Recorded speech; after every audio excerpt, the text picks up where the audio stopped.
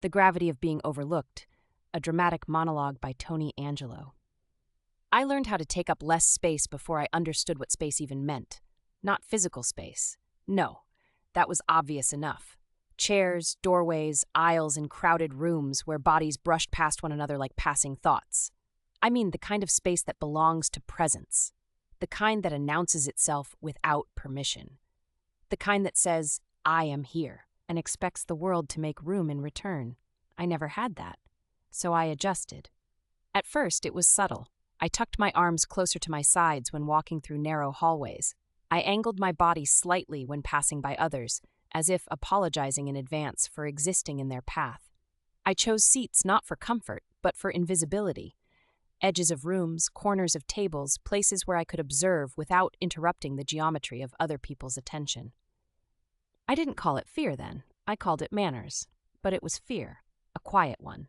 The kind that doesn't tremble in your hands but settles into your decisions.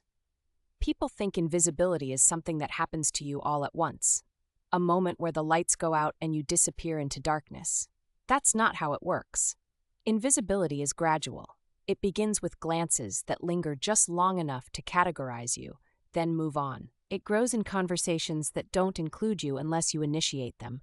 It deepens in moments where your name is absent from invitations, or your presence is assumed unnecessary rather than considered. And over time, you stop expecting inclusion. Not because you don't want it, but because wanting it becomes exhausting. I remember the first time I noticed it clearly. Not the first time it happened. No, that had been happening long before I had the language to name it. The first time I noticed it, it was a simple gathering. Nothing extraordinary. A room filled with people who knew each other well enough to finish one another's sentences, to share references I was not part of, to laugh at memories I had never been present for. I stood near the edge of the group, holding a drink I barely touched. I wasn't ignored in a dramatic way. No one turned their back on me. No one asked me to leave. They simply did not orient themselves toward me. Conversations formed and dissolved in circles that never quite included my position. At one point, someone made eye contact with me.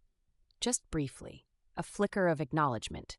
And then they looked away and continued speaking to someone else, as if the glance itself had satisfied the requirement of inclusion.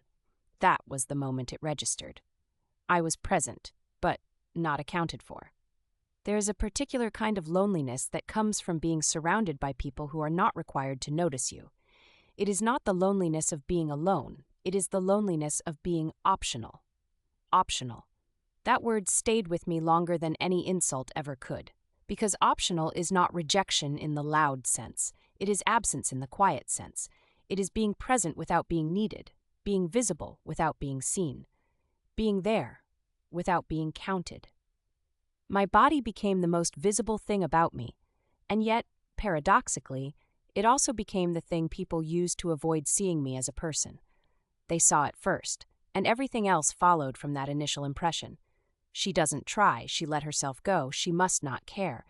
They didn't say these things directly every time, but they lived inside the tone of their voices, the speed of their conclusions, the way their attention moved past me rather than into me. And what they didn't see was the effort it took to show up, to maintain composure in environments where I felt constantly evaluated.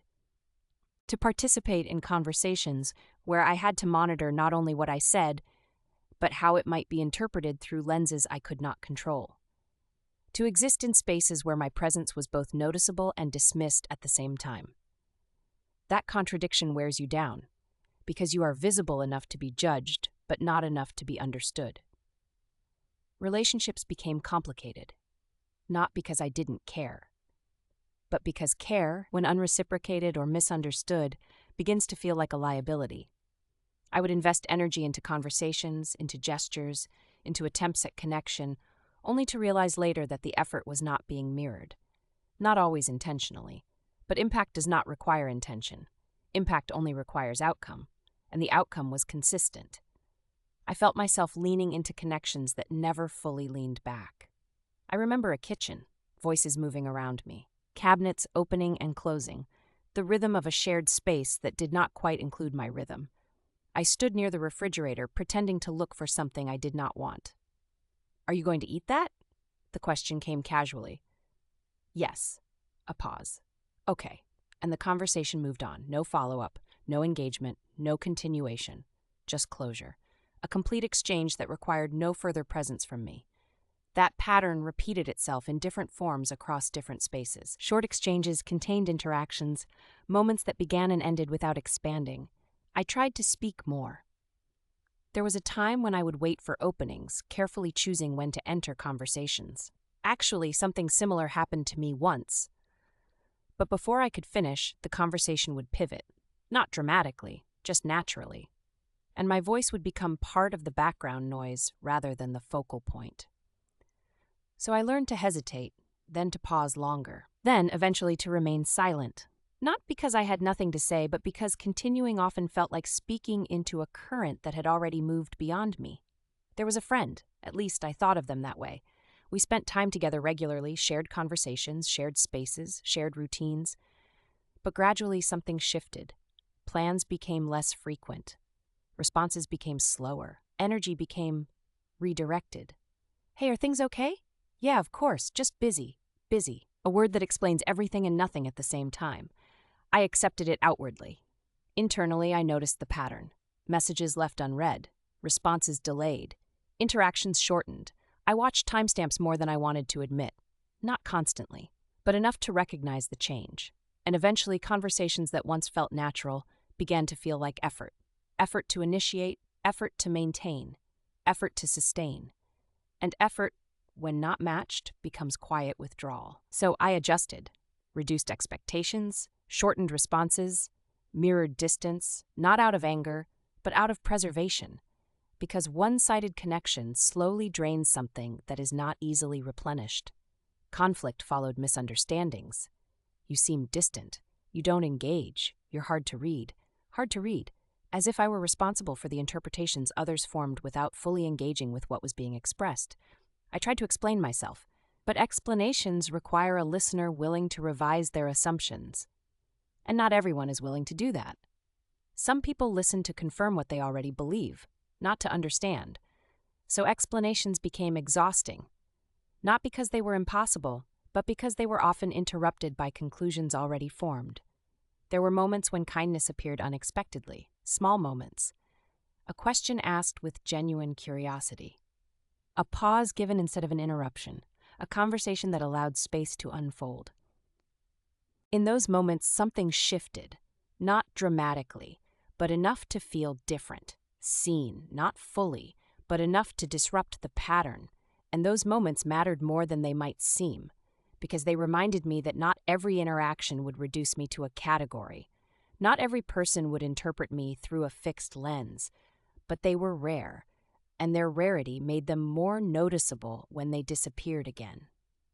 I remember a dinner table. Conversation flowing around me, not against me, but without me. I leaned in mentally, listening, waiting for a natural pause. When it came, I spoke. Actually, and just as I began, someone else entered the conversation. And the direction shifted. Cleanly, effortlessly. As if my voice had been present, but not prioritized. I stopped mid-thought, not because I had nothing to say, but because continuing would have required forcing my presence into a space that had already moved forward without me, and in that moment something internal adjusted again. Not loudly, just quietly. A recalibration. A decision not to compete with momentum that did not include me. Flashbacks came in fragments after that. A mirror. A quiet moment where I stopped not to judge myself, but to observe myself without commentary. And for a brief moment, I existed without interpretation, not reduced, not summarized, just present.